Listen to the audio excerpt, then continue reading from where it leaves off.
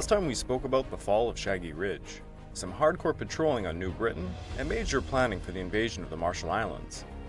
The Australians seized the Kankuri Saddle, the Protheros, Crater Hill, and countless other features until finally, at last, the Japanese had been dislodged from the area. Meanwhile, over on New Britain, the Americans were expanding their perimeter and unleashing wave after wave of patrols, trying to figure out where the Japanese were concentrating. It was tireless work, without any good maps in a horribly difficult climate, with menacing terrain. The commanders of the Central, South, and Southwest Pacific areas all met to finalize some very big plans that would now involve the invasion of the Marshall Islands. It seems Dougie Boy MacArthur would be delivered some setbacks to his grand advance to the Philippines, as the Central Pacific was now stealing the driver's seat. This episode is Operation Flintlock, the invasion of the Marshall Islands.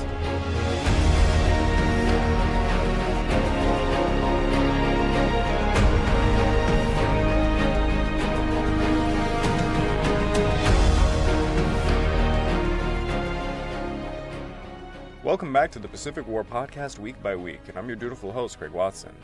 Before we begin, I just want to remind you all that this podcast is only made possible through the efforts of Kings and Generals over at YouTube. Perhaps you want to learn a bit more about World War II? Kings and Generals has an assortment of episodes on World War II, and so much more, so go give them a look over at YouTube. So please, subscribe to Kings and Generals over at YouTube and continue to help us produce this content by checking out www.patreon.com/kingsandgenerals. And hey, don't forget about our sister podcast over at The Age of Conquest, The Fall and Rise of China podcast, written and narrated by me. And if after all that you are still hungry for some more history, why don't you check out my personal channel, the Pacific War channel, over at YouTube. Over there I just released part 2 in my Kanji Ishiwara series, Manchu Kuo, How to Build a Puppet State. That 4-part series used to be exclusive to my Patreon, which can be found at www.patreon.com/thepacificwarchannel. And over at my Patreon, you can find exclusive podcasts. This month's exclusive podcast was me answering the question, why did the Japanese perform so many atrocities during World War II? Check it out.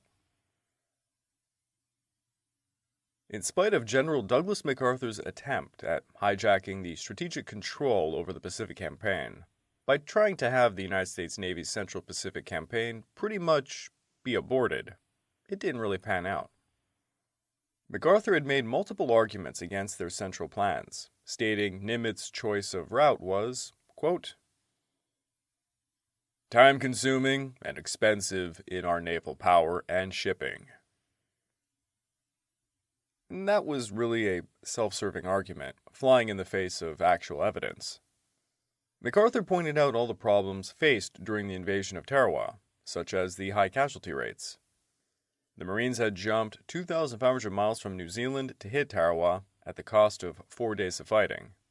Yet, Australian soldiers and American GIs would take nearly a year and a half through nearly continuous fighting to make the 300-mile journey from Port Moresby to Madang. Operation Cartwheel proved to be extremely laborious, time-consuming, and costly in terms of materials and men. But from MacArthur's point of view, the lives lost were largely Australian, and perhaps, as some historians might point out, were, quote, were politically expendable to a person like MacArthur. And I gotta say, that's a hell of a hot point to make. And that one comes from Francis Pike's Hirohito's War. It's a very good book, by the way. But please go after him and not me, folks. It was also self-evident that the supply lines of ships from the west coast of the United States to Nimitz's Pacific Fleet and the Marines, some 5,000 or so miles from San Diego to Quelan Island, was quite a bit shorter than the long route going from the United States west coast to Australia and then to New Guinea. That was a colossal 9,108-mile trip. By mid-1943, the supply line to MacArthur was nearly double that of Nimitz in distance, with increased dangers of IJN submarines prowling about. Though, as I have said numerous times, the IJN only really figured out the capability of merchant hitting in the later years of the war. Well, in spite of all of that, MacArthur gave Brigadier General Frederick Osborne and MacArthur's trusty lackey Sutherland a trip over to Washington to try and fight on his behalf, going against the Chiefs of Staff. But the Chiefs of Staff elected to commit themselves to the Central Pacific thrust. It had been a strategic decision based on logistical necessities and strategy, so just basically logic. The 1943 Cairo Conference ended just as Tarawa was captured, thus driving the nail in the coffin, as they say. The next target on the way to the Marianas was thus the Marshall Islands. Way back in the old days, they were the property of the German Empire that Japan had stolen with ease during World War I. Ever since 1938, the Japanese banned any non-Japanese ships from the region. Thus, U.S. intelligence was pretty lax on them. Magic intercepts began to give clues as to how the Japanese deployed their troops on the Marshall Islands, however. This led the Allied war planners to leave some to wither on the vine, like Guadalcanal. It was decided the main target would be Queline. The 380-mile lagoon made it one of the largest in the world, quite beautiful also. Some, like Rear Admiral Turner, questioned the risks of going straight into the heart of the Marshall Islands, calling the move, quote, too aggressive and dangerous and reckless. But Nimitz and Spruance were adamant, though this was before Tarawa. The bitter lessons learned on Tarawa prompted Spruance to determine that, quote, Queline would be struck with violent, overwhelming force and swiftly applied. For the invasion of the Marshalls, codenamed Operation Flintlock, the first phase was to be the capture of Queline, earmarked by General Corlett's 7th Division against the southern group of islands in the atoll that included Queline. General Schmidt's 4th Marine Division would capture Roy Nammer and the northern islands in the atoll. Furthermore, prior to these attacks, Colonel Sheldon Sundance's landing force would hit the Majuro Atoll. Because of the experiences gained during the invasion of the Gilberts, a far greater quantity and variety of amphibious equipment had been made available to the Central Pacific Forces. Now the attack force commanders would not have to rely on the faulty communication systems of battleships to maintain proper radio liaison between ship and shore and ship and air. 2 newly constructed headquarters ships, each equipped with the latest developments in radio and radar gear and unburdened by gunfire support duties, were provided for the operation. Several improvements were also made in the techniques of softening up the enemy defenses before the first troops touched shore. The U.S. Navy changed their bombardment tactics based on the experience at Tarawa and now used armor-piercing shells and fired from closer ranges. All added up, this would increase the quantity and accuracy of firepower to be delivered before the invasion. To provide a last-minute saturation of the beaches, 2 new or rather modified forms of older types of amphibious equipment were also introduced. The first of these was the amphibian tank LVT Type A, which was just the standard amphibian tractor, equipped with extra armor plating, and now mounted with a 37mm gun housed in a turret. The second was the LCI gunboat, an LCI converted into a gunboat by the addition of 3 40mm guns and banks of 4.5-inch rocket launchers. Admiral Turner's plan called for extensive pre-landing bombardment, both from the surface ships and from aircraft. Most of the Marshall's airfields had been successfully neutralized by Admiral Hoover's aircraft over the prior months. To complete preliminary operations, Admiral Mitscher's fast carrier force launched a heavy strike on January the 29th and 30th. On the 30th, 8 of Mitscher's battleships, accompanied by a dozen destroyers, were to deliver a dawn bombardment against Quelan Island, and then Roy Nammer. The object was to destroy aircraft, coastal defense guns, and personnel, and to render the airfields temporarily useless. At the same time, 2 advanced units of cruisers and destroyers from Turner's task force were to bombard the airfields at Guadalcanal and Maliolap. These dawn bombardments were to be followed up by airstrikes against each of the objectives. After the strikes were completed, the surface ships would again take up the bombardment and maintain a steady fire until about noon. Then on the 31st, initial landings would begin against Carlson, lying northwest of Quelan Island, then Ivan and Jacob Islands, lying southwest of Roy Nammer. For southern Quelan, 3 other small islands in addition to Carlson were to be captured during the preparatory phase of the operation. These were Carlos, Carter, and Cecil Islands. They were all lying north of Carlson. On some of these islands, artillery could be emplaced for the main assault. On February the 1st, battleships, cruisers, and destroyers would conduct a monster bombardment in support of the main landings, and airstrikes would begin 45 minutes before the men hit the beaches. There would be a cease to the carnage 25 minutes before to allow the smaller islands to deploy their artillery to help support the main assault.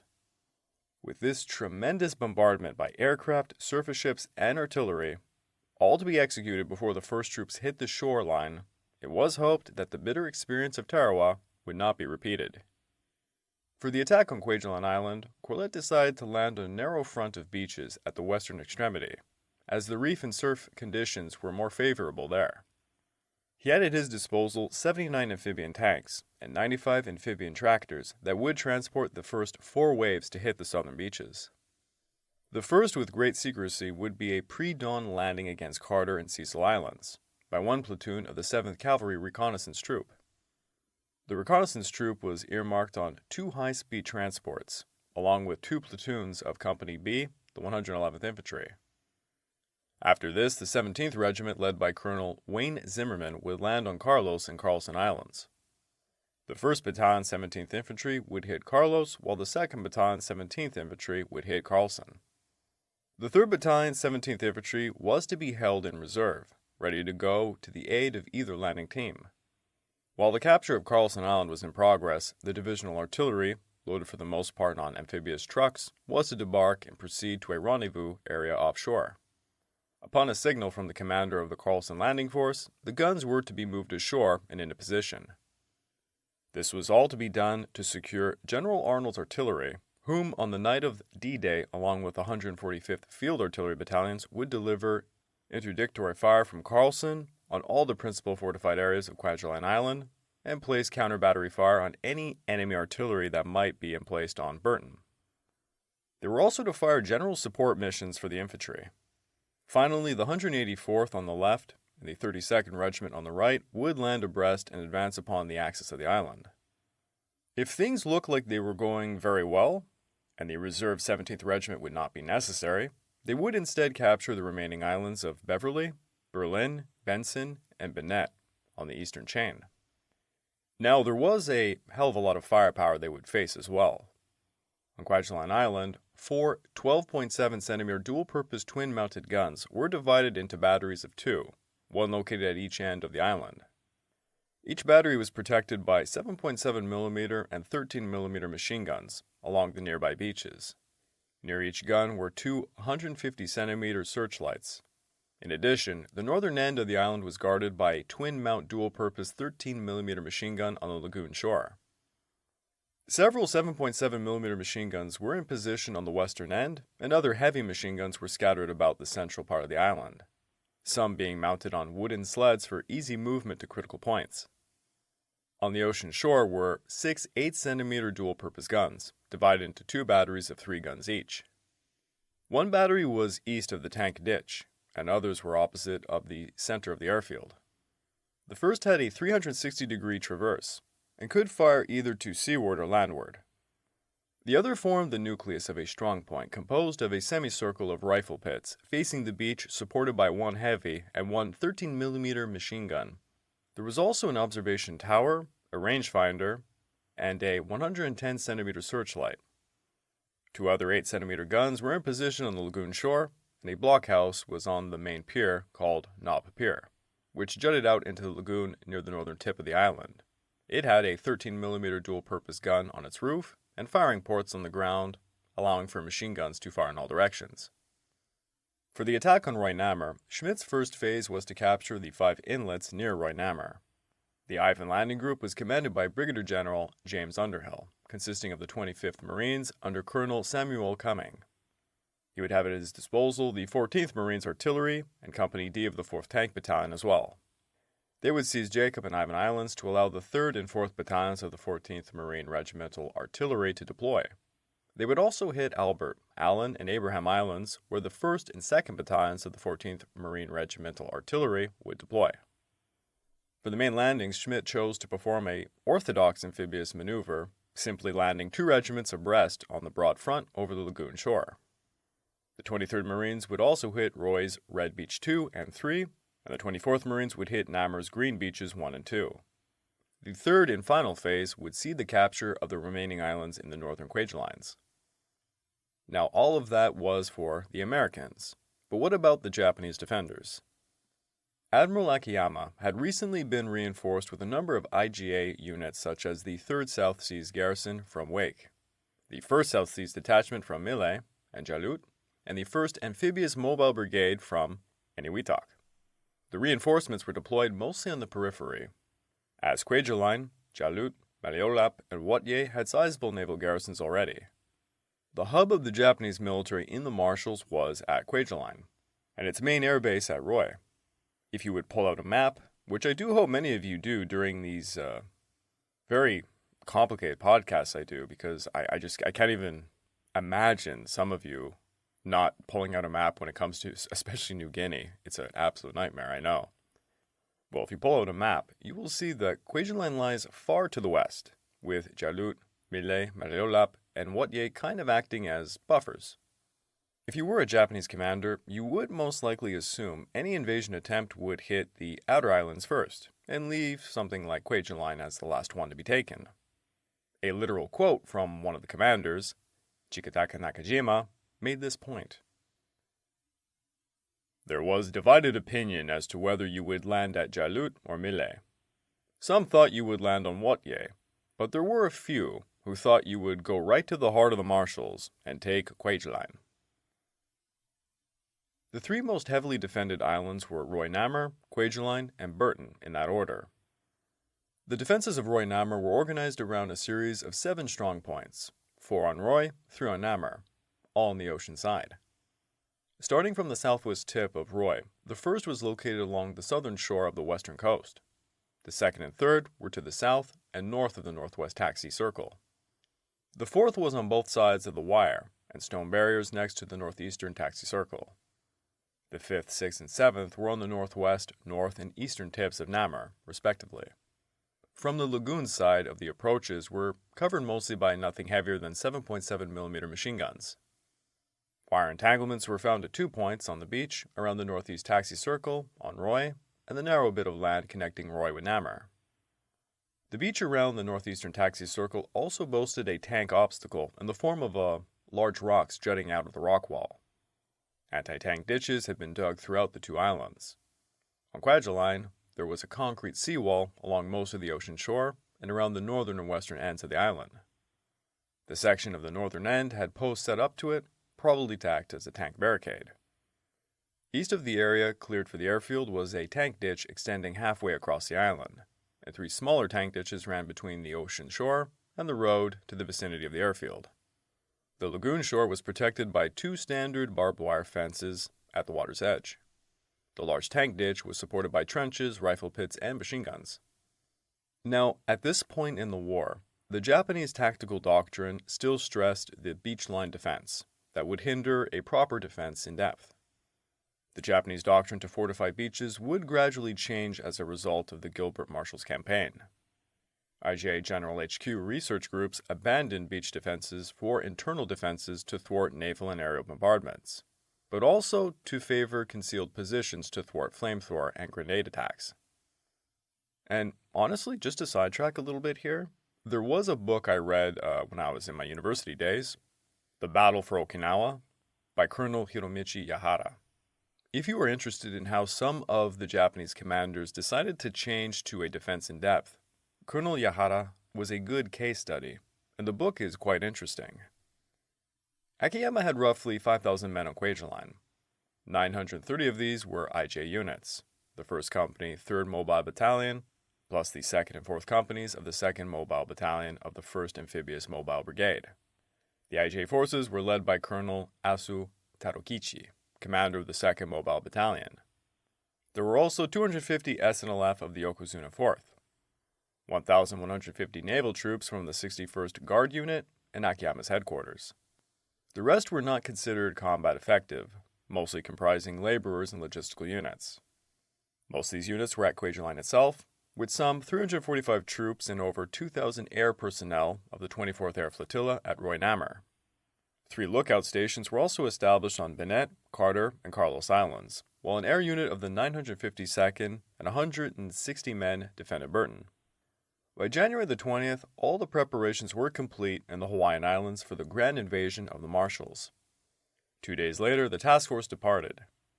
At dawn on the 29th, the 4 task groups of Task Force 58 and the neutralization group arrived to their first assembly position, with aircraft carriers Enterprise, Yorktown, and Bella Wood successfully neutralizing Tarawa, while Essex, Intrepid, and Cabot bombed and strafed Roy Nammer. Aircraft from Essex, Intrepid, and Cabot bucked northeasterly winds to bomb and strafe once more against the important airfields at that base. 92 enemy planes were based on Roy Airfield when the attack developed. Command over the air was seized by the American planes from the very offset, and after 8 a.m., no enemy planes would be seen airborne over Roy Nammer. Numerous hits were made on the runways, hangars, fuel dumps, and gun positions. Additionally, carriers Saratoga, Princeton, and Langley sent multiple strikes against Whittier, managing to neutralize its airfield. Finally, Admiral Sherman's carriers Cowpens, Monterey, and Bunker Hill launched successful strikes against Quelan. Her airfield and buildings were bombed on the first strike, and then she was subjected to strafing and bombing. During the evening, Admiral Sherman's group moved northwest towards Eniwetok to get in position to launch an attack at dawn on D-1. It was not just the Navy that smashed the Marshalls. The Army also got their taste. At Quelan, one flight of 7 B-24s dropped 15 tons of bombs on Roy Nammer, and 3 more tons on Quelan Island during the morning and early afternoon. As the carrier planes retired at dusk, another 7 heavy bombers arrived for a night attack, dropping 20 tons of bombs on Quelan Island. At Whittier, flying through heavy overcast, one flight of 3 B-24s dropped 7 tons of bombs, causing fires and damaging runways. A few hours later, a flight of 9 B-25s dropped 3 tons of bombs on the island in a low-level attack, and strafed and sank a small cargo vessel in the lagoon. During this late attack, carrier planes from the task force mistakenly intercepted the B-25s and shot down 2 before they realized they were American planes. Malilolap, Jalut, and Mille also received land-based attacks during the day. At Tarawa, 2.5 tons of bombs were dropped by B-25s, which then joined carrier planes in strafing the island. At Jalut, attack bombers and fighters dropped 7 tons of bombs and afterwards strafed the island.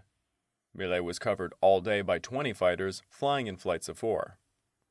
Planes that had been scheduled to strike these targets, but that were unable to get through because of bad weather or mechanical difficulties, flew over Mille on the way back to American bases in the Gilberts and dropped their bomb loads over the island's atoll. The neutralization group shelled Whittier and Malilolap, leaving the last operational airfield on Eniwetok. Sherman's fighters and bombers hit the atoll during the morning of the 30th, destroying nearly every building and runway, though a few aircraft managed to escape. The rest of the day would see more carrier strikes and surface bombardments against the Marshall's atolls, while the landing forces made their final approach towards Quelan.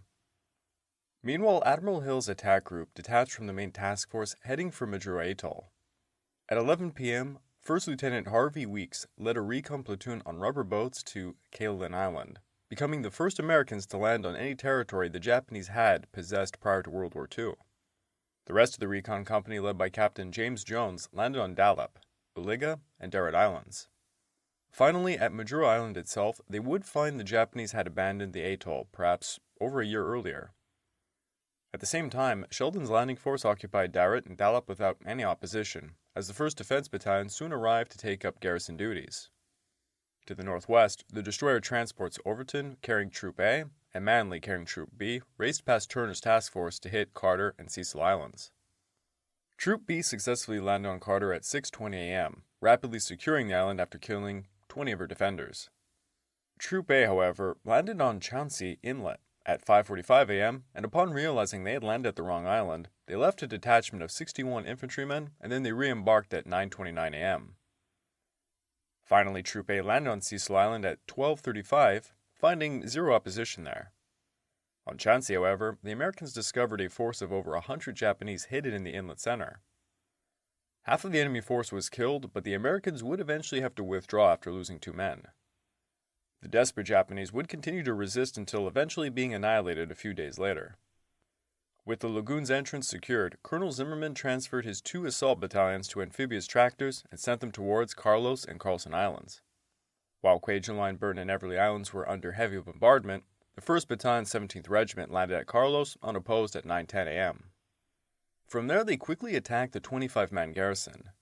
To their south, the 2nd Battalion landed on the northeastern end of Carlson at 9:12 a.m. under some heavy artillery fire coming out of Queline that was quickly suppressed by air and naval bombardment. The men expected fierce resistance, but the Japanese fled, leaving only 21 Koreans to be taken prisoner. And honestly, that's a pretty good outcome for those poor Koreans. Then General Arnold landed his 5 artillery battalions who got their guns ready by nightfall. Further north, Brigadier General James Underhill began operations against Ivan and Jacob Islands to secure even more artillery positions. After the preparatory bombardment, the Marines got aboard their aim tracks with a lot of difficulty. Before the operation, landing team commanders had estimated their debarkation intervals would be about 60 minutes, but this did not pan out. Once the troops were loaded in their assigned landing craft, they had to make their way through some very choppy seas to the LST area for transfer to amphibian tractors. At this juncture, all semblance of control broke down. Landing craft were about 2 hours late in reaching the LST area. Choppy seas and headwind were partly responsible for the delays. Boat control officers left the tractors in frantic search for the landing craft, and they failed to return in time to lead the LVTs to the line of departure. Tractors were damaged or swamped while milling around their mother LSTs, waiting for the troops to show up. Radios in the LVTs were drowned out. One LST weighed anchor and shifted position before completing the disembarkation of all of its tractors. The elevator on another broke down, so that those LVTs loaded on the topside deck could not be disembarked on time. To summarize, almost every conceivable mishap occurred to delay and foul up what, under even the best of circumstances, was a pretty complicated maneuver. Despite the issues, by 9:17 a.m., the aim tracks were surging forward while LCI gunboats fired rocket barrages. B Company of the 25th Marines hit Jacobs at 9:52, easily overrunning the island within 15 minutes. Ivan Island had a much rougher surf alongside a bad reef that would slow down the aim tracks. Company D, 4th Light Tank Battalion, managed to land at 9:55 a.m., while Company C of the 25th Marines landed on the opposite side of the shore at 10:15 a.m., followed by Company A. They linked up and began advancing inland, rapidly destroying a token defense force and securing the entire island by 11:45. During the early afternoon, the 3rd Battalion, 14th Marines, landed at Jacob Island aboard LVTs, while the 4th Battalion landed at Ivan aboard LCMs. At this point, the lagoon entrance was secured, so the 2nd and 3rd Battalions, 25th Marines, re-embarked to land on Albert and Allen. Rough seas delayed them, but the Marines were once again on the move. LCI gunboats performed rocket barrages as the 3rd Battalion landed on Albert at 3:12, and the 2nd Battalion hit Allen 3 minutes later. Both inlets were quickly cleared, while G Company landed on an unoccupied Andrew Island. The 3rd Battalion then assaulted Abraham Island at 6:24, securing it by 7:15. With all of that, the Americans had secured a chain surrounding Roy Nammer, and the first phase of the operation was now done. Now the Americans would perform the main landings. Late during the night, Arnold's artillery and Turner's warships bombarded Queline and Burton while 3 destroyers kept up a barrage upon Roy Nammer. Under the cover of darkness, frogmen of the Underwater Demolition Team 1 scouted Roy Nammer, and UDT-2 scouted Queline's beaches. These men made sure there were no obstacles or mines in the way of their landing objectives. This was the first use of UDTs during the Pacific War. Early on February the 1st, Queline was hit with an unprecedented amount of bombardment. During one period, 2 shells per second were hitting specific targets or areas in the path of the assault troops. The 14-inch naval shells of the battleships were most effective in piercing and destroying reinforced concrete structures. From the cruisers and destroyers, 8-inch and 5-inch shells plowed through bunkers and tore up a lot of vegetation like palm trees. Altogether that day, nearly 7,000 14-inch, 8-inch, and 5-inch shells were fired by supporting naval vessels at Quelan Island alone, and the bulk of these were expended against the main beaches before the landing. The field artillery on Carlson also joined in the preparatory fire. Its total ammunition expenditure against Queline was about 29,000 rounds. The result of all of this expenditure of explosives was devastating. The damage was so intensive that it was impossible to determine the relative effectiveness of the 3 types of bombardment. The area inland of Red Beaches was reduced almost completely to rubble.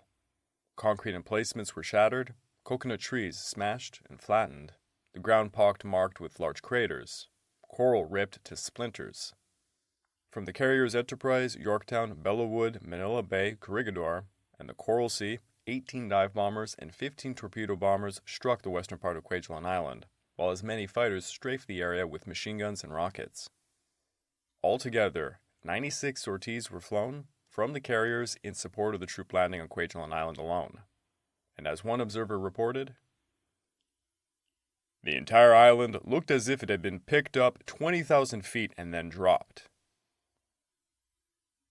After 36,000 rounds of naval gunfire and artillery, along with sizable air attacks, pummeling the island, LCI gunboats were on the move again, tossing rockets into the mix. At 9 a.m., Turner unleashed his landing force. Colonel Curtis O'Sullivan's 184th Regiment headed towards Beach Red 1, while Colonel Mark Logie's 32nd Regiment hit Beach Red 2. Each beach was covered by a strong point, though these were mostly obliterated, with only a few pillboxes surviving.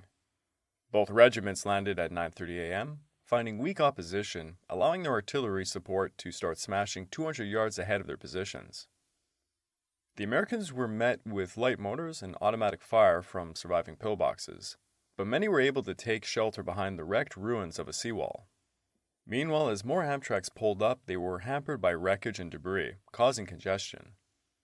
The reefs also hindered where they could approach, but by 11:22, the first 4 waves of both battalions were ashore, all within 15 minutes. Very impressive. Then they began to advance inland against light resistance. Logie's 1st Battalion managed to reach the western edge of the west area by 11:30. Meanwhile, O'Sullivan's 3rd Battalion came face to face with a network of several pillboxes still containing live Japanese in spite of the heavy preliminary bombardment. These were silenced in short order in a series of almost simultaneous actions in which many varieties of weapons were used. 2 infantrymen of Company K, Private Parvy Raspberry and Private Paul Roper, had landed near the left of Red Beach 1 and had to run about 25 yards inland when they came under heavy fire from one of the pillboxes in the area. Quickly taking shelter in a shell hole, they started lobbing grenades at the enemy position about 15 yards ahead of them. The Japanese merely threw the grenades back, and the volley kept up until a flamethrower unit was brought forward. That too proved ineffective. The flames only hit the box and bounced back. Finally, Private Raspberry got out of his foxhole, crawled to within about 5 yards of the pillbox, and threw in white phosphorus smoke grenades. This flushed several Japanese from their cover into the open positions where they could be taken with rifle fire. Those who weren't hit ran back into the pillbox. Raspberry then threw more white phosphorus grenades in until none were left. By the end of it, 8 of the enemy had been killed. At this juncture, Sergeant Graydon Kickle of Company L was able to crawl up to a pillbox and get on top of it. He emptied his M1 rifle into it, killing the remainder of Japanese inside. To make doubly certain that the job was done, an amphibian tank was then brought forward to fire both of its flamethrowers and its 37mm guns into the aperture. Meanwhile, Logie's 1st Battalion got within 250 yards of Wilma Road by 12:20. An hour later, they fell upon a network of pillboxes. To the north, O'Sullivan's 3rd Battalion ran into some tough resistance again, but managed to link up with Logie's men at Wilma Road by 2:50 p.m. Behind the battalions were follow-up battalions who mopped up the area, and the reserves secured the beachheads. Logie and O'Sullivan's men then fought their way to Quagelines Airfield. Luckily for them, the Japanese had not established a defensive line across the width of the island. Instead, the bulk of them retired eastward, for their commander, Admiral Akiyama, had run into an early tragedy. Admiral Akiyama had left his bunker at one point to observe the front line, and he was killed by an artillery shell. At 3:25, the 1st Battalion was relieved by the 2nd Battalion, who began an attack against the strong point known as the Canary. Some of these positions, which extended along each side of Wallace Road, were defended by the Japanese, who had ducked and crawled through rubble heaps and bunkers in such a way Lieutenant John Young, commanding Company E, became convinced they were using connecting tunnels to do so. The fighting went on for over an hour, but not more than 10 enemy dead could be counted above ground. Company E continued through a litter of small works, moving so slowly that it became necessary to commit Company F, which undertook a flanking movement at the left. The maneuver was intended to cut the strong point off, but the company promptly ran into fire that slowed its advance to about 50 yards in 30 minutes. It then became clear that the whole movement had to be stopped. The attack was consequently broken off at 6 o'clock, and defensive positions were organized for the night. To the north, O'Sullivan's 3rd Battalion ran into a large underground shelter network with defenses. Their advance was temporarily blocked by a fuel dump ignited by artillery fire, but they eventually pushed on another 500 yards before halting at 6 o'clock for the night. Meanwhile, Logie's 2nd Battalion broke off their attack halfway up the length of the unfinished runway and dug in for the night themselves. By the end of February the 1st, approximately 450 of the dead Japanese were counted in the zone of the 184th, and this regiment was also responsible for the capture of 10 out of the 11 prisoners taken that day. A large share of the enemy casualties was attributed to the heavy bombardment from the ships and aircraft and from the artillery based on Carlson. Estimates made by assault troops and others, including some doctors, following the assault, indicated that the preparatory bombardment caused about 50 to 75% of all the Japanese casualties on Quelan Island. It truly was a colossal bombardment. The Americans would suffer only 21 deaths and 87 wounded. Over on Roy Nammer, Admiral Connolly's LSTs entered the lagoon at the first light to provide the Amtraks an easier ride. Naval ships, artillery, and aircraft began smashing the island. The Marines saw some delays, but Colonel Lewis Jones' 23rd Marines began their run at Roy at 11:50. Covering them, amphibian tanks sought hull-defilade positions and concentrated their 37mm fire at Wendy Point Blockhouse, which could deliver flanking fire on the assault waves. The 1st and 2nd Battalions hit the beaches at 11:57, landing and immediately began to push 300 yards inland. Meanwhile, Colonel Franklin Hart's 24th Marines bound for Namur were assigned the tractors of the 10th Amphibian Tractor Battalion that had participated in the preceding day's actions. The troubles that had beset the 10th Amphibian Tractor Battalion on D-Day were titanic. They had been launched too far from the line of departure in the first place. They had to buck adverse winds and unexpectedly choppy seas. Radio failures had tremendously complicated the problem of control, causing still further delays and much unnecessary travel through the water. All of this spelled excessive fuel consumption, and many of the tractors ran out of gas before the day was even over. For an LVT to run out of fuel in choppy seas was unusually disastrous. This model, the LVT-2, shipped water easily, and its bilge pumps could not be manually operated.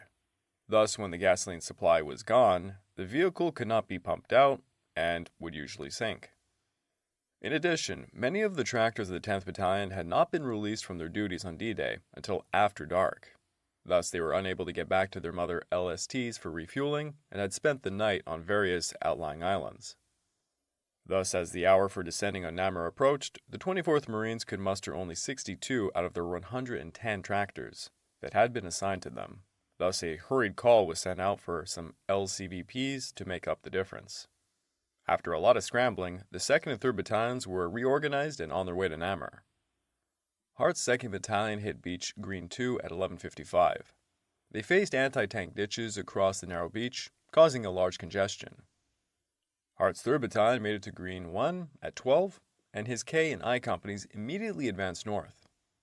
Meanwhile, Jones' battalion secured Wendy Point, facing very little opposition.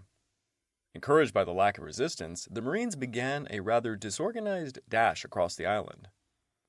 They stormed across the runway without orders to do so, all guns ablazing.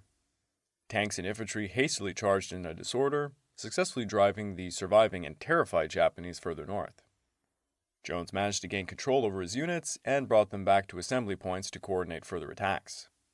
The re-assault of Roy kicked off at 3:30 against a very dazed enemy still trying to recover from the first attack. The 2nd Battalion pushed north towards Estelle Point, while the 3rd Battalion hit Nancy Point. Enemy resistance was being rapidly annihilated. Estelle Point was secured by 5 p.m., while Nancy Point would be taken by 6. After Nancy Point was secured, Jones declared Roy secure as well. Meanwhile, Hart's F Company unknowingly breached a torpedo warhead bunker and began throwing satchel charges into its hull. The structure was obliterated by a massive explosion that would detonate 2 other ammunition bunkers nearby. Blocks of concrete, palm trees, wood, torpedo warheads, and other debris rained down all over the island, covering most of the island with smoke and dust. 20 Marines were killed and 100 men were wounded. The enormous explosion disrupted the 2nd Battalion's assault, causing further delays. Hart's 3rd Battalion enjoyed much more success, but heavier resistance as the Japanese defenders took advantage of all the rubble and dense brush tossed around that they could hide behind. By 7:30 p.m., Hart ordered his men to dig in, and during the night the Japanese began their classic infiltration tactics. The greener troops amongst the men began indiscriminately firing throughout the night. The next morning, light tanks broke a Japanese counterattack as the Marines advanced another 50 yards. Hart then launched his main attack at 9 a.m., with the 3rd Battalion rapidly securing Nora Point by 11 a.m. Tank support for the 2nd Battalion arrived an hour late, but they still managed to push towards Natalie Point by 12:15, where the 2 battalions would link up. Mop-up operations continued in the rear, but the island was declared secure at 2:18 p.m.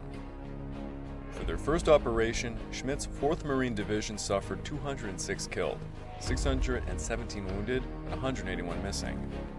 3,472 Japanese would be found dead, with 51 captured and 40 Korean laborers surrendered.